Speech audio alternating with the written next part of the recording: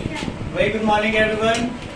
This is your Edomantra classes, and you are watching our video for the new chapter, that is heredity and evolution. लेकिन हम लोग को क्या पढ़ना है? Heredity.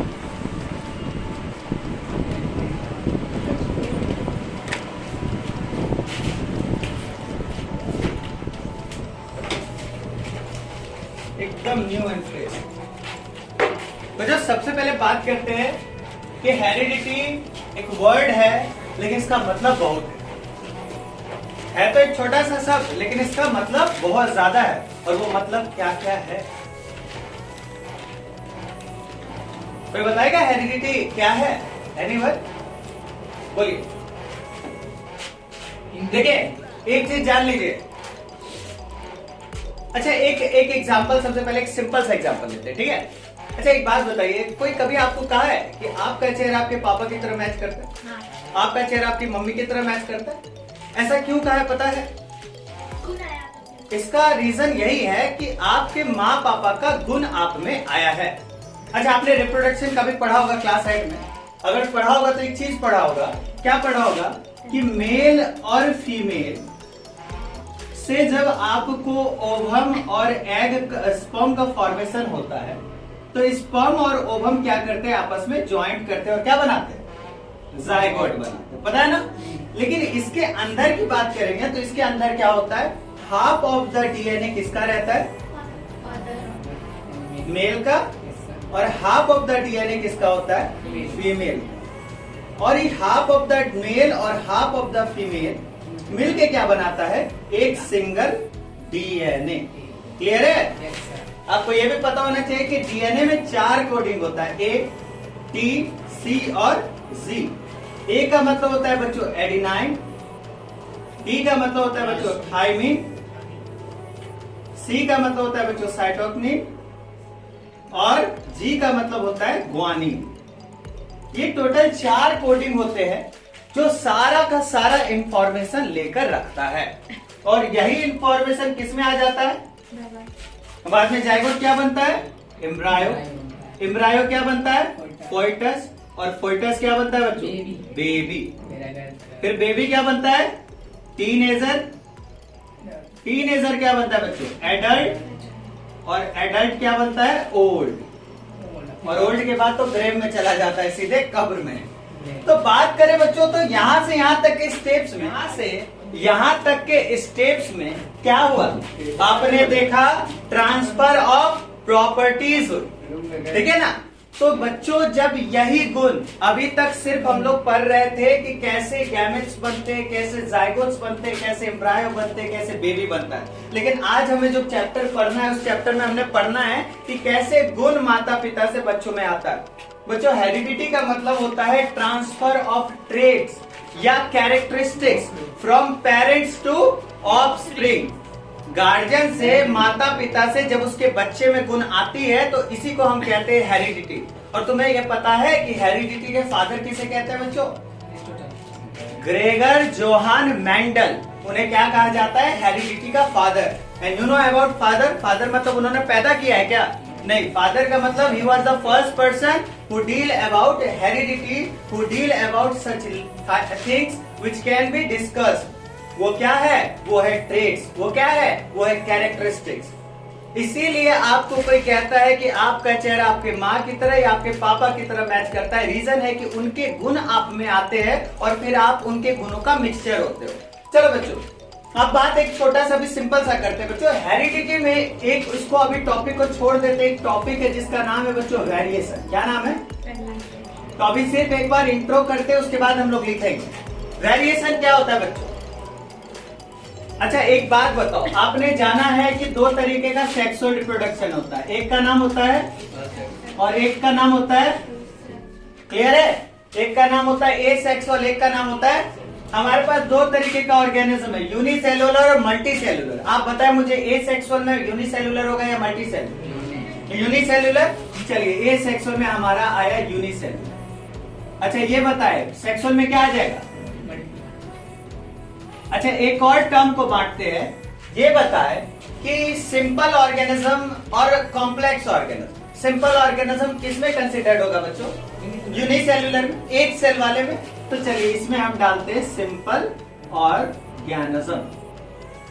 और बच्चों मल्टी सेल्युलर में क्या होगा? कॉम्प्लेक्स ऑर्गेनिज्म, यानी सिंपल और कॉम्प्लेक्स। अब मुझे एक और बात बताओ कि जो सिंपल ऑर्गेनिजम्स होंगे, क्या उसके मैनेजमेंट के लिए, उसके बॉडी के फंक्शंस के लिए, क्या उन्हें किसी प्रकार का सिस्टम का आवश्यकता होगा? नहीं होगा। क्यों नहीं होगा? क्योंकि सर उसका बॉडी एक सेल का बना है जो कि बेहद सिंपल है ढेर सारे प्रोसेसेस को करने के लिए। ठीक है। अच्छा, मल्टी सेलुलर तो अलग अलग ऑर्गेन्स के बने हैं, तो क्या इन्हें किसी सिस्टम की आवश्यकता होगी? अनगिनत सिस्टम है बच्चों, blood circulatory system, nervous system, excretory system, respiratory system, अनगिनत सिस्टम। अब बात एक करते हैं बच्चों वेरिएशंस क्या होता है। पहले हम लोग एक एग्जांपल देते हैं और आपसे पूछते हैं। मुझे एक बात बताइए, हम एक तरफ मानते हैं, एक तरफ यूनिसेलुलर का बहुत सारा ऑर्गेनिज्म और एक तरफ मल्टी सेलुलर का बहुत सारा ऑर्गेनिज्म है। आइए, कितना देर से ढूंढ रहे थे, कोई चीज नहीं आइए। एक होता है, तो यहाँ पे बात हो गई, एक हुआ यूनिसेलुलर यानी सिंपलर और एक हुआ मल्टी सेलुलर यानी कॉम्प्लेक्स। आप लोग तो थोड़ा बहुत डील कर लिए, तो आपको तो आइडिया मिल गया होगा। चलिए आप एक बात बताइए कि एनवायरनमेंट में बहुत ज्यादा ड्रास्टिक चेंज हुआ, बहुत खतरनाक मोमेंट आया। मेरा सवाल है बच्चों, कौन बचेगा कौन मरेगा? आप लोग फिलहाल चुप रहेगा। कौन मरेगा कौन बचेगा? यूनिसेलुलर मरेगा या ये मरेगा, या ये बचेगा या ये बचेगा? गेस कीजिए, जल्दी बताइए। यूनिसेलुलर बचेगा और मल्टी सेलुलर बचेगा। अच्छा, रीजन क्या है? ये वेरिएशन बता सकते हैं। कैसे हम मान सकते हैं कि मल्टी सेलुलर में बहुत ज्यादा वेरिएशन हो रहा है? सर जैसे अभी वेदर चेंज हो रहा है, हम लोग का बॉडी बढ़ाई कर रहा है, तभी हम लोग ज्यादा बेटर कर रहे हैं। अच्छा, इस वेरिएशन को कौन सा वेरिएशन कहेंगे? इनहेरिटेड वेरिएशन या एक्वायर्ड वेरिएशन? ठीक है, बिल्कुल सही जवाब। मतलब आपको आइडिया है कि बच्चों जो वेरिएशंस एक्वायर्ड होते हैं, जो हम पैदा होने के बाद लेते हैं, उस वेरिएशंस के कारण ही हम बचते हैं। और आपको पता होना चाहिए एक थ्योरी थी, नेचुरल सिलेक्शन थ्योरी, है ना, जो आप कब पढ़ोगे? क्लास 12 में। ये नेचुरल सिलेक्शन थ्योरी के तहत कहा गया था कि जिसको नेचर सिलेक्ट करता है वही इस दुनिया में बचता है, और जिसको नेचर सिलेक्ट नहीं करता वो मर जाता है। ठीक है ना? तो अब सवाल उठता है, नेचर किसको सिलेक्ट करेगा? जो एक्वायर्ड होगा या इनहेरिटेड होगा? जो एक्वायर्ड होगा, है ना? चलो ये सब तो छोटी छोटी बातें थी। अभी अब सवाल उठता है ट्रांसफर ऑफ ट्रेट्स या कैरेक्टरिस्टिक्स। चलिए पहले लिखाते हैं, लिखेगा it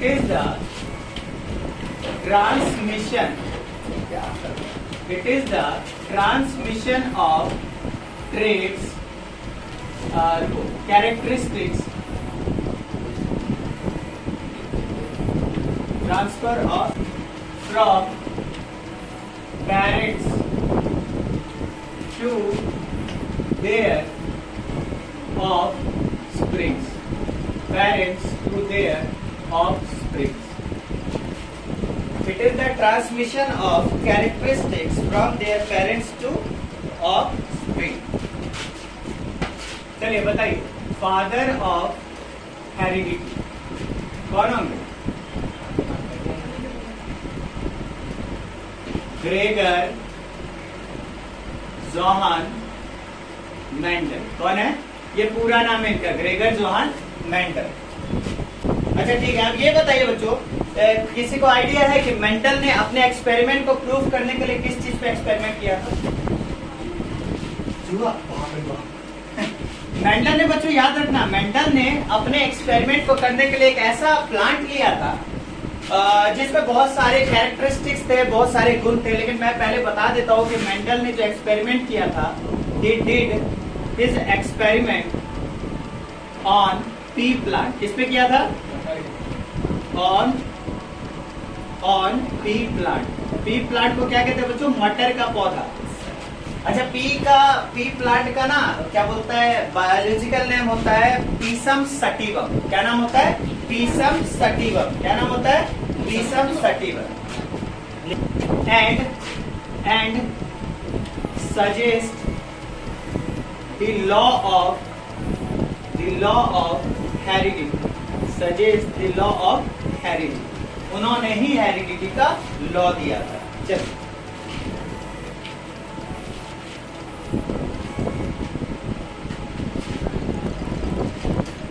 अब एक छोटा सा टर्म है बच्चों, वेरिएशन। तो वेरिएशन को कैसे डिफाइन करें, बोलो। अच्छा मान के आप मान के चलो कि मेरा 3 बच्चा पैदा हुआ बच्चों, और मेरा बच्चा का गुण अगर मुझसे नहीं मिल रहा, तो इससे क्या मतलब है? मेरा बच्चा का अगर गुण मेरे से नहीं मिल रहा, उसने कुछ गुण एक्वायर्ड कर दिया, ठीक है, तो या मान लो कि मैं कहूं कि if the child is not copy of the parents, then what does it means? It means it is varied. अगर मान लो कि चाइल्ड का गुण पेरेंट से नहीं मिल रहा, थोड़ा अलग है, तो इसका मतलब वो बच्चा क्या है? वेराइड है। और इसी प्रॉपर्टीज को क्या कहते हैं? वेरिएशन। क्या कहते हैं? वेरिएशन। तो लिखेंगे it is the property, it is the property, it is the property और varied nature which occurs in offspring. It means if the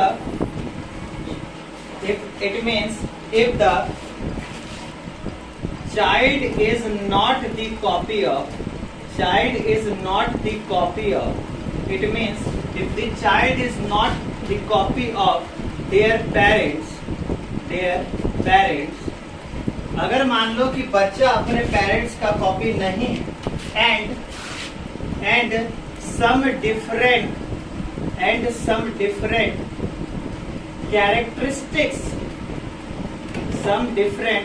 characteristics are found, अगर अलग अलग कुछ लक्षण पाए जा रहे हैं, are found, if some different characteristics are found in child, then this characteristics is known as, बोलो क्या कहेंगे बच्चों? वेरिएशन। क्या कहेंगे? वेरिएशन। बनाइए। और याद रखना बच्चों, जो वेरिएशन पेरेंट्स से डिफरेंट होंगे, हमेशा वो कौन से वेरिएशन होंगे? एक्वायर्ड होंगे, ठीक है ना? और इसी को वेरिएशंस कहते हैं। तो ये बात बताए मुझे कि क्या वेरिएशंस लाइफ को एग्जिस्ट करेंगे? मतलब कहने का मतलब कि क्या वेरिएशंस के कारण मल्टी सेलुलर ऑर्गेनिजम्स की लाइफ प्रोटेक्ट होगी या हार्म में जाएगी? प्रोटेक्ट होगी। तो क्या आप कह सकते हो कि वेरिएशन एक मल्टी सेलुलर ऑर्गेनिज्म के लाइफ को प्रोटेक्ट करता है एक्सटर्नल फैक्टर से? यस और नो? एग्जाम्पल कि मान लो कि पेरेंट्स को स्विमिंग नहीं आता, लेकिन बच्चा जो पैदा हुआ है उसने स्विमिंग सीख ली, जिसकी वजह से बच्चे में वेरिएशन आ गया। तो अब बच्चा और पेरेंट्स दोनों पानी में डूब गया, कौन बचा? क्यों? क्योंकि उसमें क्या था? वेरिएशन था। तो मेरा सवाल आपसे ये है कि अगर हमारे इन्वायरमेंट में ड्रास्टिक चेंजेस होते हैं किसी प्रकार से भी, जो किसी मल्टी सेलुलर जीव को हार्म कर सकता है, तो कौन इंसान या कौन ऑर्गेनिज्म बचेगा? जो ऑर्गेनिज्म अपने अंदर क्या लाया हो? तो आप मुझे एक लाइन में बताओ कि क्या वेरिएशंस लाइफ प्रोटेक्टिंग थिंग है या नहीं है? तो एक पॉइंट एक्स्ट्रा क्या बच जाएगा कि variations have to sustain the life also in drastic environment,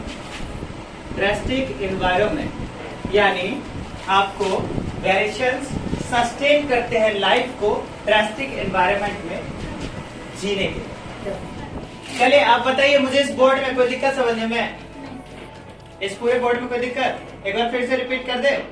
heredity एक ऐसा वर्ड, अच्छा मैंने फिर कहा कि हेरिडिटी एक छोटा सा शब्द है लेकिन बहुत सारे मतलब को रखा हुआ। नहीं, मैंने क्या कहा कि एक ऐसा प्रॉपर्टी है जिसमें कैरेक्टरिस्टिक्स, इसको कैरेक्टरिस्टिक्स भी कह सकते हैं और दूसरे भाषा में ट्रेट्स कह सकते हैं। ट्रेट्स, ठीक है? ट्रेट्स का या इन दोनों का मतलब क्या होता है? लक्षण या गुण। क्या? लक्षण या गुण। तो इसका मतलब कि sir it is the transmission of characteristics या traits from parents to their. Father of heredity is Gregor Johann इन्होंने अपने एक्सपेरिमेंट को शो करने के लिए किस चीज का चुनाव किया था? क्लियर? पी प्लांट को हम लोग कहते हैं पीसम सतीवम। क्या कहते हैं? Pisum sativum and suggest the law of heredity. आगे बात करते हैं बच्चों, इसके अंतर्गत वेरिएशंस क्या है? वेरिएशंस एक ऐसा गुण है, यानी एक ऐसा बदला हुआ प्रकृति है, नेचर है, सॉरी प्रवृत्ति है, नेचर है, जो किसमें होता है? ऑफस्प्रिंग में होता है। अब देखो, अब मैं कहूं कि हमारे पापा जी, हमारे दादाजी, अब उसमें वेरिएशंस आएगा तो पॉसिबल है? पॉसिबल है कि मेरे पापा जी और दादाजी में वेरिएशंस है? हाँ पॉसिबल है, कुछ भी पॉसिबल है, क्योंकि वेरिएशंस एक्वायर्ड है, लेकिन उनमें एडेप्टेशन पॉसिबल है। वेरिएशन हम लोग दूसरे भाषा में एडेप्टेशन को कहते हैं। आप समझो, मैं समझाता हूं। जैसे मान लो कि अभी जो है ठंडी आई, तो ठंडी आई तो आपने क्या किया? फटाफट कपड़े पहन लिए मोटे वाले। क्यों पहन लिए? क्योंकि आपको पता है कि इस ठंडी में हमारा शरीर बर्दाश्त नहीं कर पाएगा इस ठंडी को, तो आपने एक कपड़ा चढ़ा लिया। आपने मॉडिफिकेशन क्या किया? Adaptation, modification. जैसे मैंने कहा कि मैं इस जगह पे रहने का आदी हूं, मुझे उठाकर थार डिजर्ट में डाल दिया जाए, जहां पे सिर्फ और सिर्फ रेगिस्तान है, पानी की कमी है, क्या वहां पे आप एडेप्टेशन ला पाओगे? अच्छा ले आओ, हो सकता है कि कुछ महीनों कुछ सालों बाद रहकर ले आओगे, लेकिन तुरंत लाओगे? नहीं लाओ। क्यों नहीं लाओ? क्योंकि सर उस नेचर में हमारा बॉडी उस समय में एग्जिस्ट होने के लिए तैयार नहीं है, और अगर तैयार होगा भी तो उसमें समय लगेगा। तो एक हिसाब में समझेंगे कि वेरिएशंस हमें सस्टेन करता है हमारी लाइफ को, कहां पे? अर्थ पे, किसी भी एनवायरनमेंट में। क्लियर है? some important component of heredity। तो सबसे पहला कंपोनेंट हेरिडिटी का क्या होगा, मैं बताऊं? आप बताओगे? गेस करोगे? हेरिडिटी का कंपोनेंट क्या हो सकता है? पहला कंपोनेंट का नाम है क्रोमोसोम। क्या नाम है बच्चों? बोलो, क्रोमोसोम के बारे में जानते हो? अच्छा चलो बोलो तो, न्यूक्लियस के अंदर क्रोमोसोम किसमें होता है? अच्छा, क्रोमोसोम एक थ्रेड लाइक स्ट्रक्चर है, नहीं? लेकिन क्रोमोसोम होता किसमें है? क्रोमैटिड्स में। याद आया? न्यूक्लियस के अंदर थ्रेड लाइक संरचना होता है, मैंने क्लास में बताया था, उसको क्या कहते हैं? क्रोमैटिड्स कहते हैं। और क्रोमैटिड्स के अंदर क्रोमोसोम होता है। पहले याद है न्यूक्लियस, न्यूक्लियस के बाद क्रोमैटिड्स हमने लिखा था, और क्रोमैटिड्स के बाद हमने क्रोमोसोम लिखा था। तो क्रोमोसोम आपको होता है थ्रेड लाइक स्ट्रक्चर। क्या होता है? Thread like structure. अच्छा, क्या चीज का होता है थ्रेड लाइक स्ट्रक्चर? अरे गोबर बोलो ना रे। डीएनए का रे। अरे 9th में तो उन्होंने बच्चा thread like structure of DNA किसका होता है? डीएनए का। मतलब यूं देखो, इस तरीके का धागे जैसा होता है ना, तो ये क्या है? डीएनए है। तो डीएनए का ही थ्रेड लाइक स्ट्रक्चर क्या होता है? जैसे मान लो कई सारे डीएनए जुड़े हुए हैं, कई सारे डीएनए जुड़े हुए, कई सारे, तो ये क्या है? क्रोमोसोम। और इसमें क्या है? डीएनए है। क्या है? डीएनए है। तो लिखिएगा, thread like structure of DNA is called chromosome. इसी को क्या कहते हैं? क्रोमोसोम। ना बच्चों, ये सही मायने में सिर्फ डीएनए का नहीं बना है, ये डीएनए के अलावा प्रोटीन का भी बना है। तो लिखेंगे it is formed of DNA and protein. DNA का फुल फॉर्म डीऑक्सीराइबोन्यूक्लिक एसिड। हाँ, डीऑक्सीराइबोन्यूक्लिक न्यूक्लिक एसिड। ठीक। अच्छा बच्चों, ये बताइएगा क्रोमोसोम्स क्या चीज के लिए रिस्पॉन्सिबल होगा? अरे हेरिडिटी के लिए।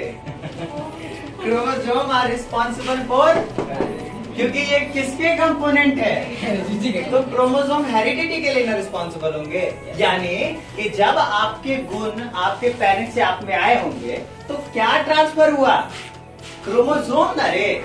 अच्छा चलो वो भी क्लियर कर ही देते। क्रोमोसोम पहले लिख लेते हैं। Chromosome is responsible for heredity. कैसे डॉक्टर बनोगे तुम लोग बताओ? पहले कितने पार्ट में बांटा गया? 2 पार्ट में। कितने पार्ट में बांटा गया? 2 पार्ट में। यानी it is divided into 2 types या 2 पार्ट्स, इनटू 2 पार्ट्स। ये आपको पता होगा, बस अभी बोल नहीं पा रहे होगे। एक पार्ट को कहते हैं बच्चों ऑटोसोम्स। क्या कहते हैं? और एक पार्ट को कहते हैं सेक्स क्रोमोसोम। क्या कहते हैं? जिसको दूसरे भाषा में एलोसोम्स कहा जाता है। क्या कहा जाता है? एलोसोम्स। यानी ALLOSOMES एलोसोम। बहुत डीप है। आगे बात करते बच्चों, टोटल हमारे पास कितने पेयर ऑफ क्रोमोसोम्स होते हैं? 23 बटो बटो 23 23 और गिनती में 46। 23 गुना 2 46। तो अच्छा 23 होते हैं। तुम्हें पता है ऑटोसोम्स 22 पेयर होते हैं। कितने पेयर होते हैं? और सेक्स क्रोमोसोम्स कितने पेयर होते हैं? एक पेयर। ये तो पता है ना जी। लेकिन ये एक पेयर मेल और फीमेल में अलग अलग होता है।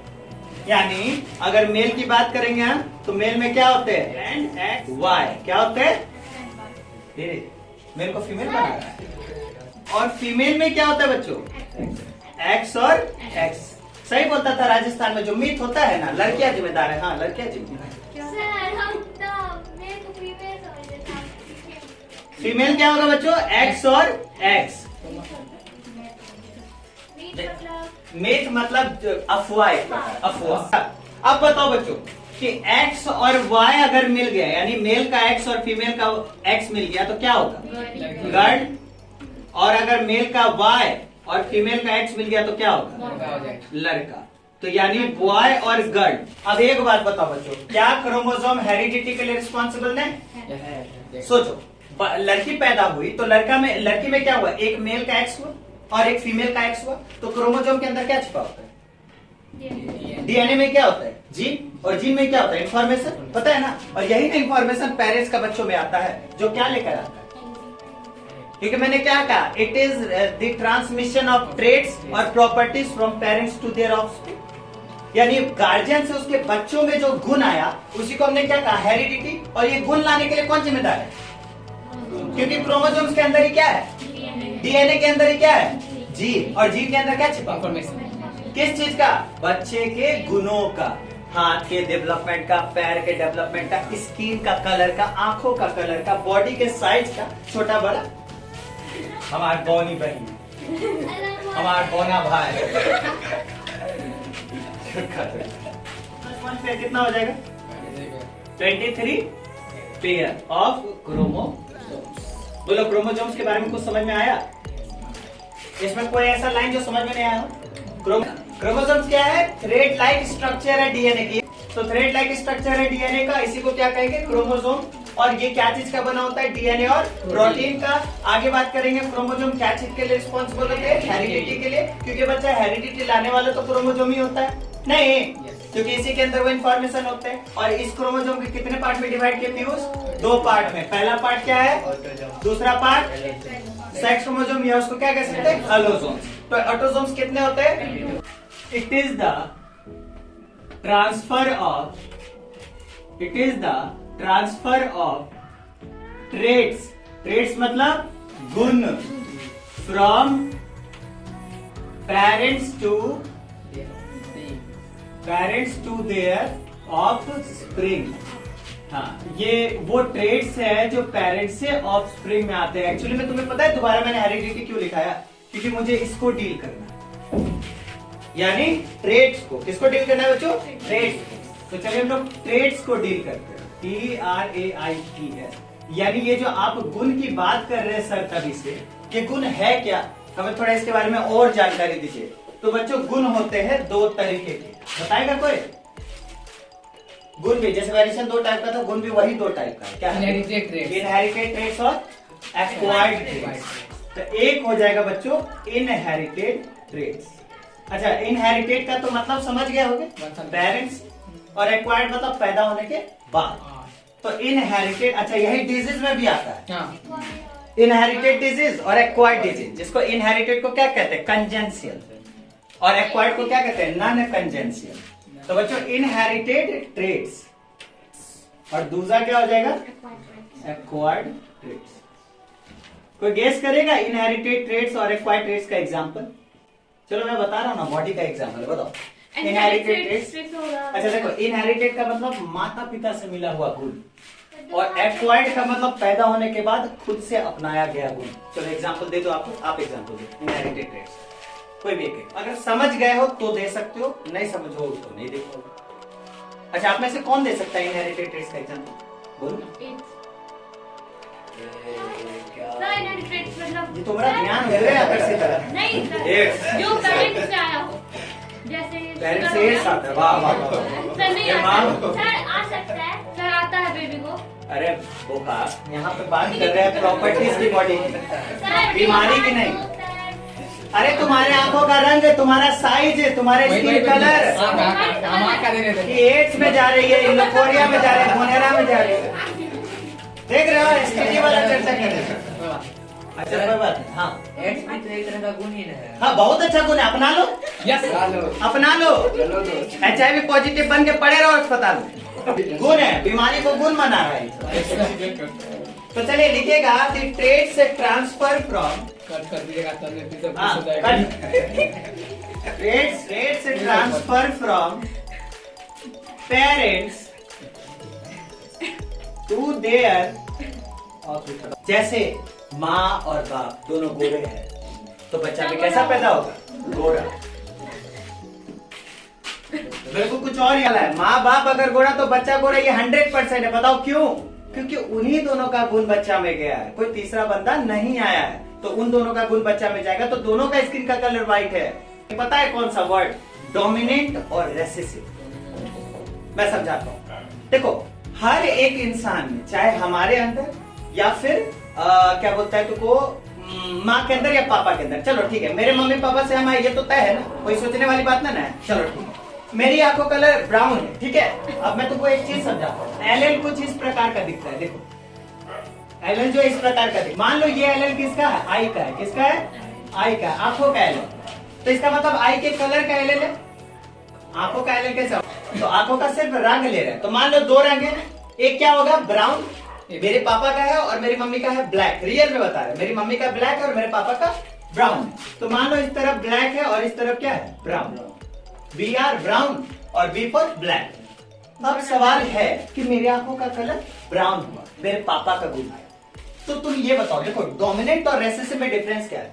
डोमिनेंट वो गुण है जो बहुत ज्यादा ताकतवर, जो ताकतवर गुण होता है वो दिखता है, और रेसेसिव कमजोर गुण है, और जो कमजोर गुण है वो होता तो जरूर है लेकिन छिपा हुआ है। नहीं समझे? डोमिनेंट एक ऐसा गुण है जो बहुत ज्यादा ताकतवर भी है और जो जितना ताकतवर वो उतना दिखेगा, और रेसेसिव एक ऐसा गुण है जो कमजोर है, और कमजोर है तो मौजूद तो है क्योंकि एलएल में दोनों कैरेक्टर है, लेकिन छुपा हुआ है। यानी मेरी आंखों का कलर ब्राउन है लेकिन मेरे अंदर ब्लैक कलर का भी आई है, लेकिन वो दिख क्यों नहीं रहा, वो निकल के क्यों नहीं आ रहा, वो आंखों में आ क्यों नहीं रहा, क्योंकि वो कौन सा कैरेक्टर है, रेसेसिव कैरेक्टर। तो रीजन है कि डोमिनेंट कैरेक्टर किसका होगा, मेरे पापा का। नहीं समझे?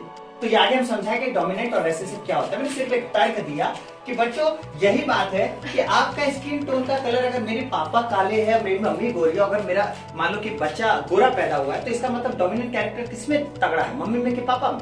मम्मी में। जैसे मान लो कोई ड्वार्फिज्म में या कोई टॉलर, मान लो जेड बहुत ज्यादा लंबा है, तो जेड बहुत ज्यादा लंबा है तो इसके मम्मी बहुत लंबी होगी, मम्मी मतलब पापा बहुत लंबे होंगे, मम्मी बहुत प्यारी सी छोटी सी नन्ही सी मुन्नी सी होगी, लेकिन बच्चा, हाँ तो दोनों लंबे, तो लो सीधा टॉल टॉल आ गया। प्योर जीनोटाइप है इसका, प्योर जीनोटाइप मतलब टीटी, आगे हम समझाएंगे टीटी क्या है, तुम लोग अभी कुछ समझ में नहीं आएगा, तो बस इतना जान लो कि प्योर जीनोटाइप है, इसका डोमिनेंट कैरेक्टर है पूरा, यानी इसके अंदर ड्वार्फिज्म छिपा हुआ ही नहीं है।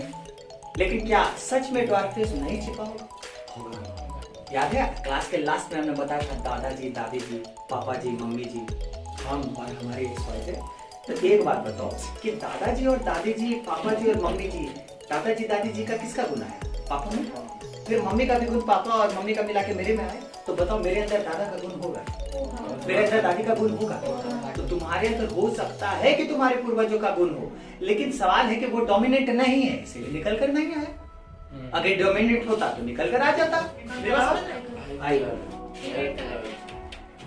अच्छा COLOR भी बोला जाता है कभी कभी, पता है कंप्यूटर में होता है। हाँ तो नहीं, वो फॉरेन लैंग्वेज होता है, COLOR फॉरेन लैंग्वेज होता है।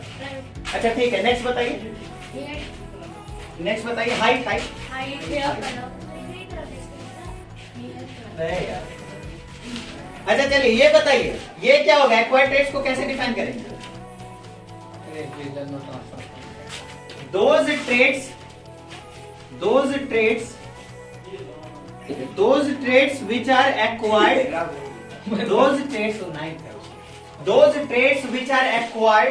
वो गुण जो एक्वायर्ड होते हैं ऑफस्प्रिंग में, कब? अपने जीवन काल। तो those traits which are acquired in offspring, after the birth. हाँ आफ्टर बर्थ नहीं, in life time. Life time मतलब समझ जाओ, वही बात होगी। अच्छा इसका एग्जांपल बोलो तो बाबू, आप बोलो इसका एग्जांपल। स्विमिंग, और बोलो। अच्छा हमारे एग्जांपल हम ही को घुमा रहे हैं। तीसरा बताओ, गेमिंग। वाह, सिंगिंग, वेरी नाइस। रनिंग हो सकता है सर। सिंगिंग, रनिंग, हमारा पप्पा जी भी दौड़ता, हमारा दादू जी दौड़ता। सिंगिंग, उसके अलावा डांसिंग। चलिए काफी है इतना क्या? बहुत हो गया। ये दो कल याद करके आइएगा, क्योंकि हम छोड़ेंगे नहीं। ये सेकेंड टर्म में हम एवरीडे पूछेंगे, तब अगले दिन पढ़ाएंगे। यानी कल हम आज का पूछेंगे, बता दे रहा आज। ठीक है। ठीक है।